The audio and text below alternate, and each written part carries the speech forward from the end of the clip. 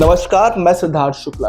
वक्फ संशोधन बिल पर नीतीश कुमार और चंद्रबाबू नायडू की सियासी चाल एवं मुस्लिम पॉलिटिक्स का गणित क्या है, तो चलिए इसे समझते हैं। मोदी सरकार द्वारा 8 अगस्त 2024 को लोकसभा में पेश किए गए वक्फ संशोधन विधेयक और 2 अप्रैल 2025 को प्रस्तुत संशोधित विधेयक के बीच काफी अंतर देखने को मिल रहा है।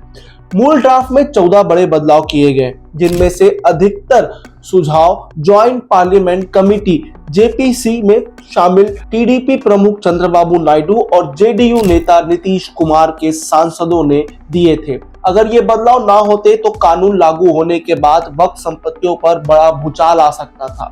अब सवाल यह है कि इन 14 संशोधनों में क्या क्या बदला गया, इसका क्या प्रभाव होगा और इसके पीछे की मुस्लिम राजनीति का गणित क्या है।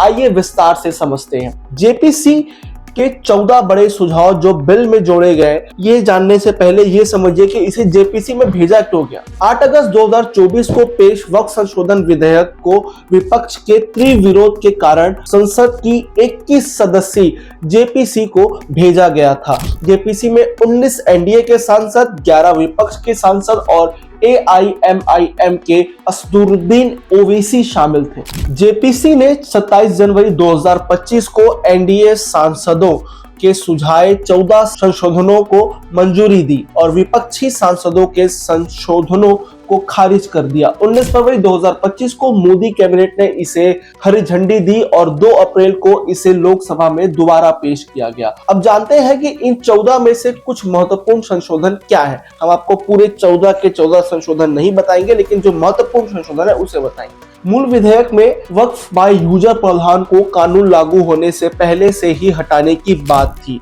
जिससे बिना औपचारिक दस्तावेजों वाली कई वक्फ संपत्तियां अवैध हो सकती थी। टीडीपी सांसदों के सुझाव के बाद यह बदलाव किया गया कि पुराने मामलों में यह प्रावधान लागू नहीं होगा, जिससे गैर रजिस्टर्ड वक्फ संपत्तियों को कानूनी विवादों से बचाया जा सके। यानी कि जो वक्फ संपत्तियां आज से 300-400 साल पुरानी है, उस पे यह कानून लागू नहीं होगा। तो दूसरा सबसे बड़ा बदलाव हुआ है वो यह है कि पहले जो प्रस्ताव था कि वक्फ संपत्तियों को लेकर निर्णय जिला कलेक्टर लेंगे, लेकिन जेपीसी में नायडू की पार्टी के सांसदों ने यह सुझाव दिया कि यह अधिकार राज्य सरकार द्वारा नियुक्त वरिष्ठ अधिकारी को दिया जाए। इससे राज्य सरकार की भूमिका प्रभावी हो गई और ट्रिब्यूनल की शक्तियां सीमित हो गई।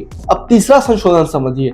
मूल ड्राफ्ट में यह प्रावधान था कि कानून लागू होने के 6 महीने के भीतर वक्फ संपत्तियों का पंजीकरण अनिवार्य होगा, वरना कानूनी सुनवाई संभव नहीं होगी।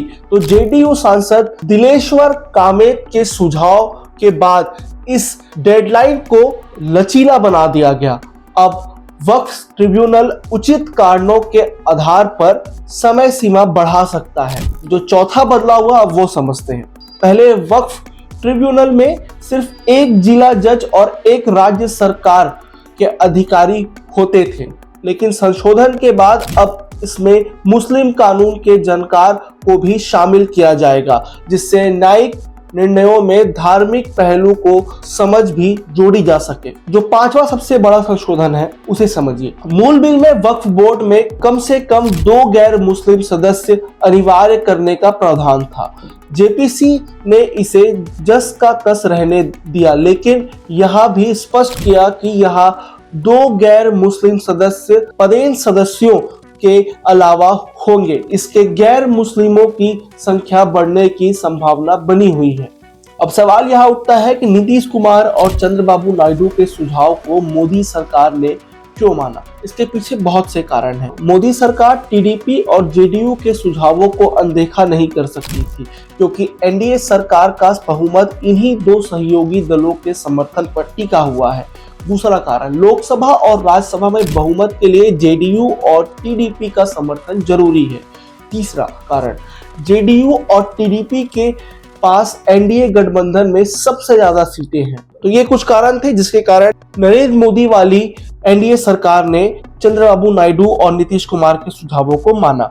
अब समझिए कि चंद्रबाबू नायडू और नीतीश कुमार ने ये सुझाव जो मूल कानून था उसमें इतने बड़े बड़े बदलाव क्यों किए? क्योंकि यहाँ दोनों पार्टियां जानती है कि बिहार और आंध्र प्रदेश में मुस्लिम वोट बैंक को साधना बहुत जरूरी है। बिहार में 17.17% मुस्लिम आबादी है।